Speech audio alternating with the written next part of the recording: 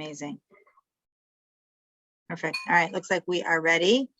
Perfect. Thank you. So good to see everybody today on our little chilly Friday morning here in Mequon.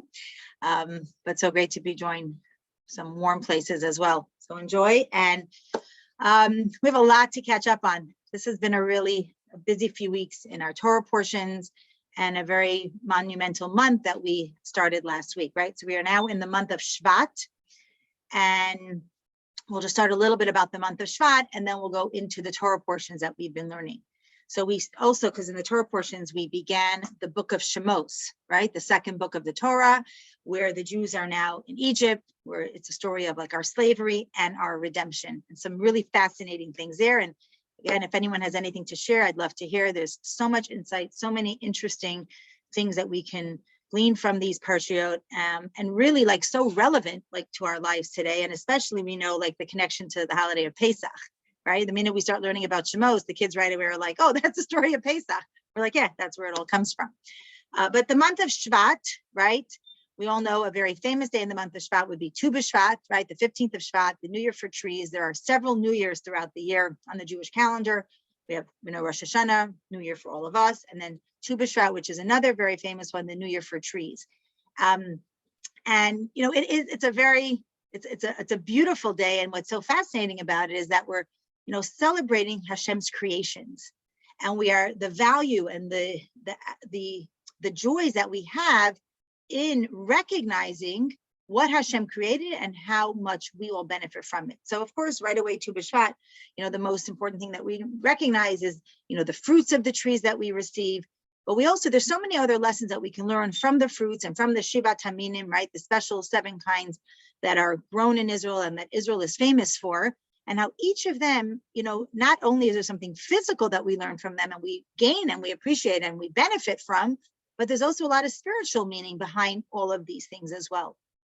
And we've discussed it over the years, but just in short, because we are having this class and we are in the month of Shvat, so just one interesting point that always, comes to mind with the idea of Shvat and the fruits is the idea, first of all, of the blessings that Hashem gave us with giving us food to eat and fruits of a tree and the brachot that we say on them. But in addition is the lessons that we can learn from a tree, right? So first and foremost, we know that a tree, when it has strong roots, a strong foundation, you have a beautiful, strong tree. And I remember years ago, growing up in New York, so there's beautiful parks and all, but we don't have the amount of trees around our homes like we have here, in our suburban areas. But I remember them once they were planting trees on Kingston Avenue, the main avenue in Crown Heights, and they put up these, little seedlings and these small little trees, and they attached to them, and I'm sure you've all seen this, these little wires and these 2 poles that held the trees strong. And I remember discussing it with my, my mother, like, what is this? I was a young child. And she said, well, look at this. These are baby trees, and a baby tree needs direction. So these poles that are holding the tree straight and firm are helping it grow in the proper direction. And that's really an important lesson in chinuch, in education, and in the way we live our lives, right? When we educate and we hold their hands, we help them stand firm in what we believe in, whether it's educating our children in the ways of Torah and mitzvahs and guiding them to be good human beings. But when they are young, when they're these new little trees that are being planted, we give them the support that is necessary. And then what do we have? Strong, big trees, strong, big adults. And the same is with the roots of a tree, right? If the roots are healthy, if the foundation of our home is healthy, if the foundation of what we believe in is healthy, then our trees are healthy and they bear proper fruits. So that's just, a short but a very beautiful and important message that we can take from Tu B'Shvat as we approach it. About a week and a half. And we celebrate that day in many wonderful ways. One, by eating the 7, the special kinds of Israel, the 5 fruits and the 2 grains. And again, from those, we can learn so many wonderful, beautiful lessons in serving Hashem, in our lives that we lead. Let's even take, the pomegranate filled with seeds, and, the oil we discussed on Hanukkah, from the olive oil, the components of oil that are so important. On the one hand, it doesn't separate, but on the other hand, it saturates, what we take in life and what we recognize that we have to be a part of, and what we have to recognize that we need to separate ourselves from, as we live a Torah lifestyle and follow in the ways that Hashem has set forth for us. Another interesting thing about the fruits and the 7 special species of Israel is we have the chita and the saora, the wheat and the barley, right? So on face value, it's okay, hooray, the wheat and barley and the different components of it. But if you think about it on a deeper level, right, what does wheat represent? From wheat, we get flour and we sustain human beings. We have our bread, we have our flour, we have everything that we need to cook, and prepare for our families and our communities. And then what is barley? Barley represents more of an animal food, right? It wasn't necessarily something, today you can make really nice barley dishes and salads, but initially barley was fed to the animals. So if you think about that on a deeper level, what does that really represent? Represents our nefesh elokit. Our nefesh elokit is where we sustain ourselves in spiritual things, and the nefesh habahamis, right? The animalistic soul that we also need in order to sustain ourselves properly, but we need them both to work hand in hand. So these are just a couple little nice thoughts that we have from, the holiday of Tu B'Shvat that is coming our way. If anyone has anything else they'd like to add, I'd love to hear it.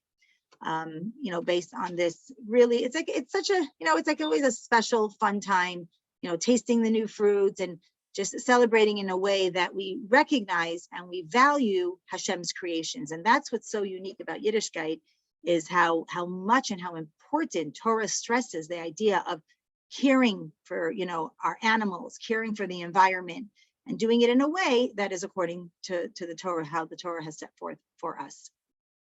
And that's what we get to celebrate. I always find it very interesting that we're celebrating Tu B'Shvat, the New Year for trees, when in good parts of the world, it's still freezing cold. Like, where do you even see it? Patricia, you'll enjoy it. And Lainey, you can see, the fruits of the trees. But by us, the trees are definitely barren and they're covered in snow. But what's interesting about it is, why do we celebrate Tu B'Shvat on the 15th of Shvat? Because they say that in Israel, everything focuses on what happens in the land of Israel. In the land of Israel, in the month of Shvat, even though it's still winter time, but it says that you see the signs of spring, and that the sap in the trees begin to flow again. And that is when that cycle of rebirth begins in the trees. And that is why we actually celebrate Tu B'Shvat on this time. Yes. In Israel, what happens around Tu B'Shvat is the first trees to bloom are the almond trees. Oh, yeah. And they have these very huge white flowers. So basically you see on the hills around Jerusalem, for example, it's all covered in white, like if it was almost like snow, but beautiful. It's all flowers and it's fragrant and it's amazing. It's beautiful. Thank you for sharing that. Beautiful view. Magnificent, I'm sure. Yeah, here we do have a lot of white, but it's the snow. But I don't know about this year. That is a leap year, but usually it comes a little bit later. So it's all in bloom. But I guess we'll wait and see. I'm sure people will post pictures and we'll be able to, today with technology, we could see everything that's happening. So we'll have to look for that. Thank you. That's a beautiful point. Okay, so another very monumental day that's happening now in the month of Shvat, which is next week on the Hasidic calendar, is Yucha, the 10th day of Shvat, which is the day that the Rebbe assumed leadership in 1951.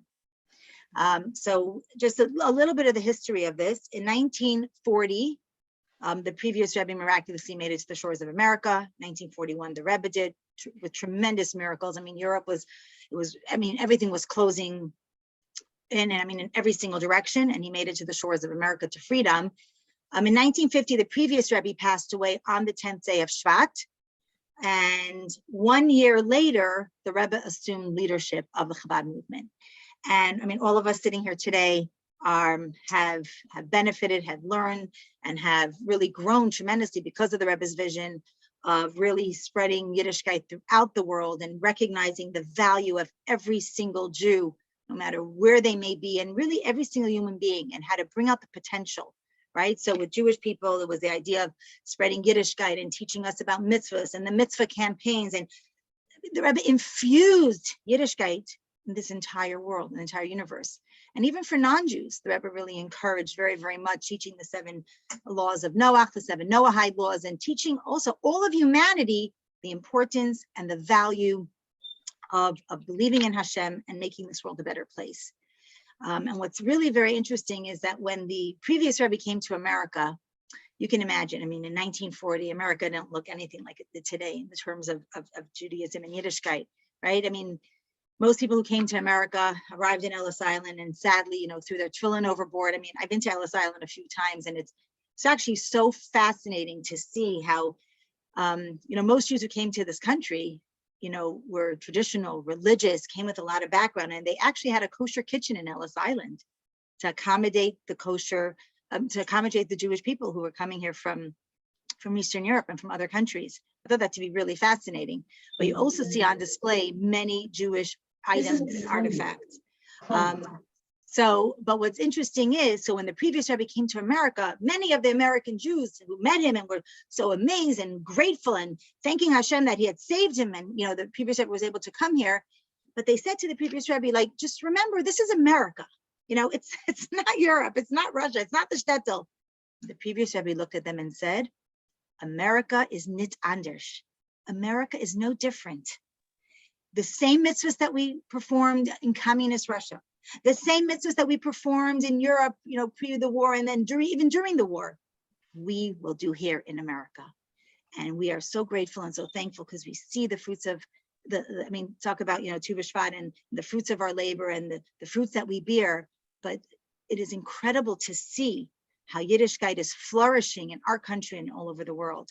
And there's many fascinating stories of, you know, in the early years, the previous Rebbe sent many different emissaries to different cities to start Jewish schools, right? The key was educate the young, make sure that our children know what this is all about, correct? And it's fascinating to see how many of these Chabad rabbis who came to these cities in America, people looked at them and said, like, what are you doing here? What do you want from us?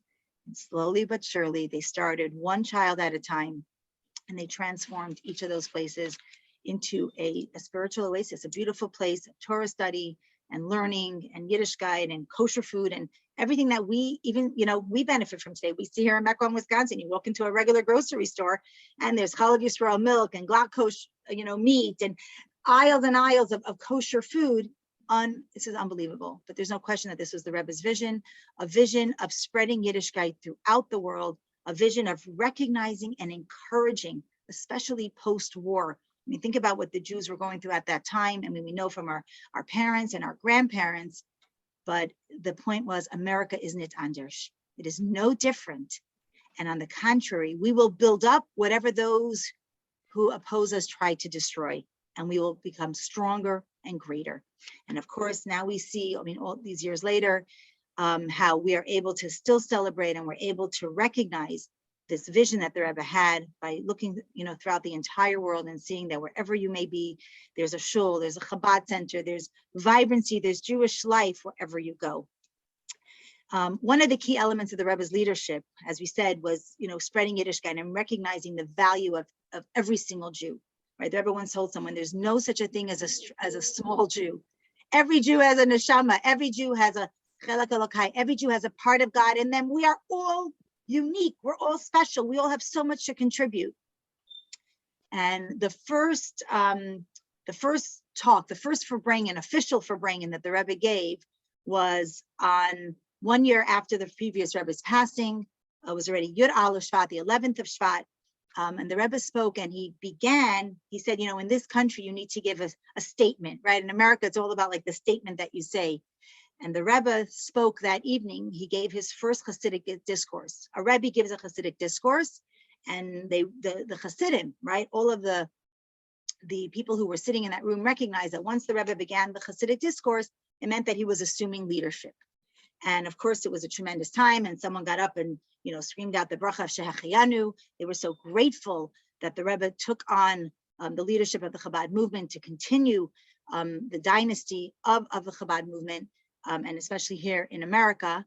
But the Rebbe began with the first mimer, and I know some of us are familiar, it was called Basi Lagani, which means, welcome to my garden, come into my garden. And we spoke about this a little bit last year at the Rosh Chodesh Society in one of our classes, where we talked about the idea, what is Basi Lagani? What is this whole concept that the Rebbe was teaching us on his first monumental speech, if we could say, when he became Rebbe, the mimer, the Hasidic discourse.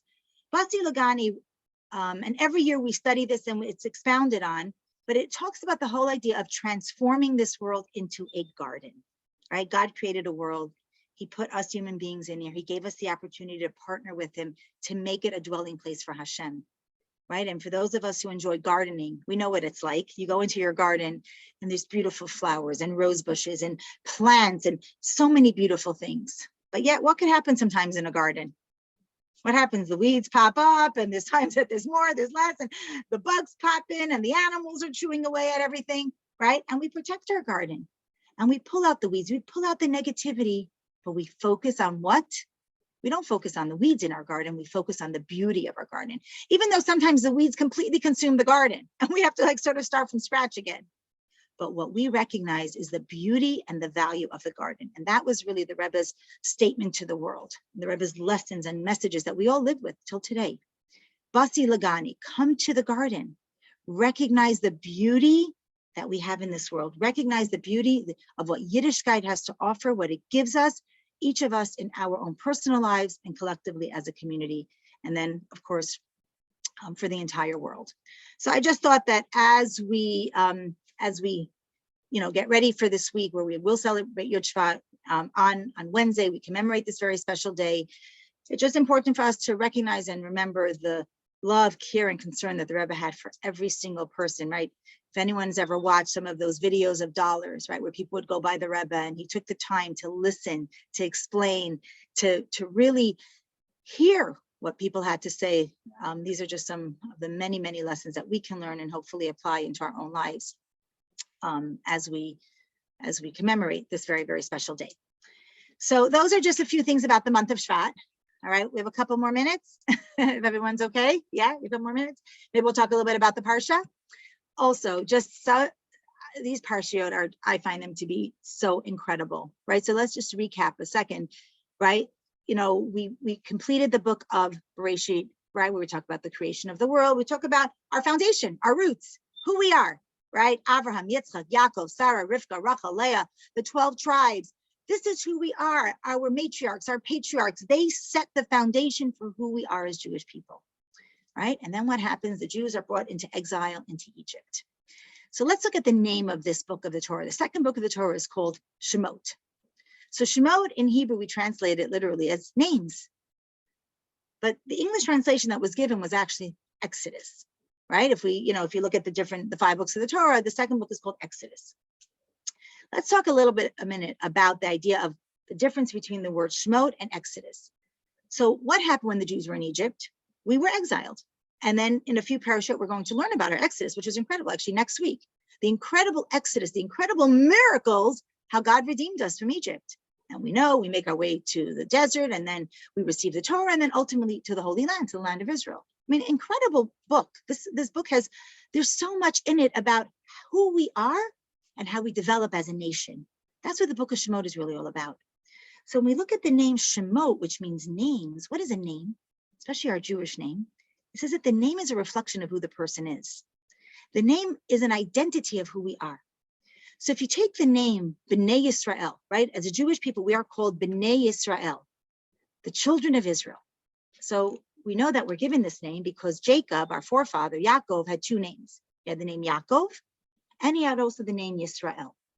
So we're called the children of Israel. But even more so, if you look at the name Yisrael, I thought this was so interesting, right? So it has the letters Yud, Sin, Resh, Aleph, and Lamed. In this letter, in the word Yisrael, we have the acronym for our patriarchs and matriarchs. The Yud represents Yaakov and Yisrael. The Shin represents Sarah. The Resh represents Rachel. The Aleph represents Avraham, and the Lamed, Leah. How beautiful is that?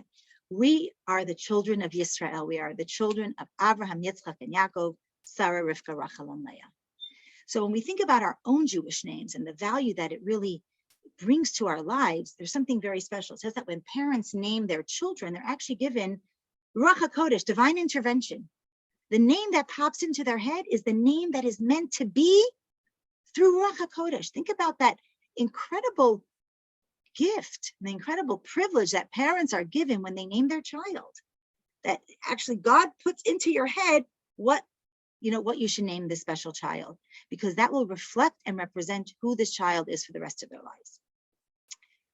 So that I heard a beautiful story. If we have a few minutes, I'll share it about the power of the Jewish name. And it's a story that happened during the Holocaust. And it's actually a family that I know. One of the family members, a grandchild, actually married one of my cousins. So it's a fascinating story of a family who lived in Hungary. So we know that the Hungarian Jews, the Nazis, only came into Hungary a little bit later on in the war, like already like 1944. Very, very sad. Very, very tragically, many of them perished, but many Hungarian Jews survived because of the timing, and it was more toward the end of the war. So there's a story of a family in Hungary. They were taken into the ghetto, and they had a young child. So just actually to backtrack a little bit, this child was born during the war, but before the Nazis invaded Hungary. But there was already a lot of anti-Semitism and talk throughout Europe of what was happening. But they didn't have all the details because, of course, they didn't have technology like we had today. And the story is told that even when she went to the hospital to give birth to her little child, this little girl was born on Purim. And when the child was born, the nurse came in like in a very nasty way, like, oh, you know what? In a few months, you guys will be gone anyway. So like, here's your baby. And then suddenly some other lady in the bed next to her says, some Hungarian woman, not Jewish woman, said, oh, give me your child. They're going to take her away from you anyway. So I'll raise your child. And this young mother who was giving birth to her first child said, no one's touching my baby. I'm getting out of this hospital and I am taking my little child with me. And what do they name this child? They name her Esther. They name her Esther. She was born on Purim, and she was born during a very turbulent, very, very sad time. When the child was either 2 or 3 years old, this family was taken into a ghetto. And after a few months in the ghetto, the parents realized that there was no way that this child was going to survive. They saw what was happening. People were being herded out of the ghetto. There was every day more and more people were missing. And the Purim of that year in the ghetto, they called her Estherke. They celebrated little Estherke's birthday. And sadly enough, the day after Estherke's 3rd birthday, they realized that if they don't find her a safe place to be, she may not survive. And we all know there was many underground movements of saving children and bringing them to the countryside. And so little Estherke was told the day after her 3rd birthday that she was going on a trip. And they had arranged that she would go and live with a peasant family somewhere in Hungary. And the parents, of course, hoped and prayed that they would be reunited one day with their child. And little Estherke was taken by a very, wonderful person who said to little Estherke, your new name is Ida, or something similar to that. And she said, no, my name is Estherke. He said, no, from today on, you're Ida. But Estherke will always be your name, and that'll be your secret. And she goes and she's, separated from her parents. I mean, very terribly sad time in our history. But let's fast forward a few months later. The parents survived the war, and they are reunited miraculously. And they realized, let's go find our child. Our Estherke is in this village somewhere, and let's go find her. And they make their way to this village, and they came up with a whole plan, because recognizing that it would be very traumatic for their daughter if they just pounced on her. It could be it was even more than a few months, whenever the war was over and they were reunited. But they said that we need to be very gentle on her, and especially this peasant family, who knows how they'll react to when we come to, to claim our daughter. And so they come up with a plan, slowly but surely, they'll gain some trust, they'll come, they'll visit, they'll say hi, they'll, slowly they'll inch their way into, getting their daughter from this family. They come to this little village, and they can see from afar, they knew where this peasant family lived. They see from afar a little girl who looks just like their daughter playing outside. And you can imagine, I mean, the ecstatic, the joy, the overwhelming feeling that this mother and father had. Her plans went out the window, and she yelled and screamed, Estherke, Estherke. And this little girl looked at them and ran into the house to this peasant family. And this lady comes out, and she's holding Estherke's hand with a very firm grip, and she knows what's happening here. She looks at the people, she looks at them, and she says, what do you want? And they start to talk and say and cry and plead, this is our daughter. And the little girl is so confused. And once again, the mother like yells out to her daughter, but Esther, you're our daughter. And she runs into her parents' arms. And, from here we see again that essence of, calling out their child by her name, giving the child that, recognizing, who she is. Her little soul, woke up, and that spark was there, and she was reunited with her parents. She, thank God, has raised a beautiful, beautiful family. The family did end up coming to America and has raised a magnificent, magnificent Jewish family. This particular Esther actually lives in Italy. And when I heard the story, it just like there was so much emotion within this story, but really the beauty and the value, the miracles that this family, thank God, experienced, but specifically in our case, the value and the beauty of a Jewish name. And, when a person is called to the Torah, they're called by their Jewish name. If someone doesn't have a Jewish name, we try to encourage them to take on a Jewish name, even later in life. Even though you were called something all your life, it's important to have a Jewish name. The Jewish name is our identity. And it says that when the Jews were in Egypt, back to our portions of the week, they did not change their names. It says that they kept their names, they kept the Jewish language, and they kept the Jewish garb. And in the merit of these things, the Jews were redeemed. So think about that. Living in freedom and living where we are, the fact that we could call ourselves by our Jewish names, we can wear the clothing that represents Judaism, and we can speak in a way that Jews speak with freedom, is something that really reminds us of what the Jews had in Egypt. So the portions here are so relevant really to how we live our lives, because what does Egypt represent, right? The whole concept of Egypt really represents, Egypt comes from the Hebrew word Mitzrayim, which means Netzar or Grul, constriction, confinement. It says that when the Jews were in Egypt, they were confined to that mentality, right? Slave mentality, where you just, you follow exactly how you're said and what they say to do and how to do it and what to do. But when the Jews left Egypt, they were free to think for themselves. The idea of just this concept of not just, the physical freedom, but the mental freedom and the religious freedom to live as Jewish people. So when we talk about the stories of Mitzrayim, we have to think about the idea, what does it mean to leave Egypt, right? It means to leave our own personal Egypt. In life, sometimes we get so caught up with things that restrict us, things that confine, right? Things that just don't allow us to live our potential. So leaving Mitzrayim reminds us of that idea of leaving the things behind that we don't need to take with us to be productive and healthy and happy people, and especially following in the ways of Hashem. I'll just conclude with another little story that my sister encountered a few years ago. So we were teaching Rosh Chodesh Society together. I'm in Wisconsin, and she lives in Florida. And at that time, she was visiting different correctional facilities for an organization called the Aleph Institute, which helps, an incredible organization that helps our Jews in the military, and unfortunately, sadly, Jews are in prison. And so she was asked if she could go near Orlando. There's a few federal facilities. They're actually called like camps. They're minimal security. They asked if the women there had requested if someone can come and start a Torah class with them. So she went several times, and she taught them the Rosh Chodesh Society that we were learning that year. And for those of you who remember, it was about the holidays. So came Pesach, and she said to me, how am I going to teach this? And we were talking about freedom and leaving restriction and leaving Egypt. And like, these women they have all the restrictions in the world. They're behind bars, essentially. They don't have freedoms.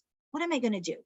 So we discussed it. And one of the things of the course that they had that was so fascinating was this message of that when we leave and we have freedom, right, we have to recognize that we are given freedom from, but as free people, then we have choices to make.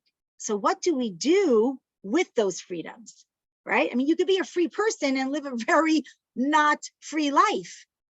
So she said she was going to focus on that idea, the freedom from to the freedom to, like, what are you doing with your freedoms? And she gave the class there, and look, it's about our holiday of Pesach. And at the end of the class, one of the women actually looked at her and she said, in a few weeks, I'll be freed. And thank you for this class, because now when I will be freed this time, I will remember that I have my freedoms, but now I have to make the right choices with my freedom, right? I will be leaving this facility and I will be going out into the world again. What will I do with my life? And, that lesson is just very, very profound and very, very important, of recognizing what we do with our freedoms, and how fortunate are we that we live in a healthy society. We live in productive homes and in a warm environment. And we recognize the importance and the value of making a difference in this world. So these are just some of the lessons that we can take from these parshiot. I mean, in this week's parsha, we already talk about how the Jews are preparing for their freedom, right? It's interesting. Last week in Parshat Va'era, just a little quick thought.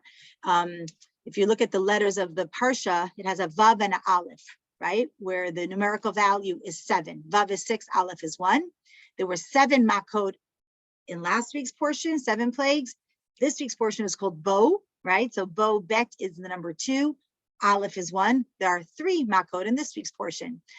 3 of the plagues, the final 3 plagues. And then again, and of course, in this week's portion, we are instructed already, about the Passover sacrifice, and the Jews are getting ready to leave Egypt. They're getting ready for their freedom. And then in next week's portion, we will discuss, and we see what they do with their freedom. They're already traveling in the desert. They go from levels of impurity that they had unfortunately experienced in Egypt to tremendous levels of purity as they prepare for the giving of the Torah.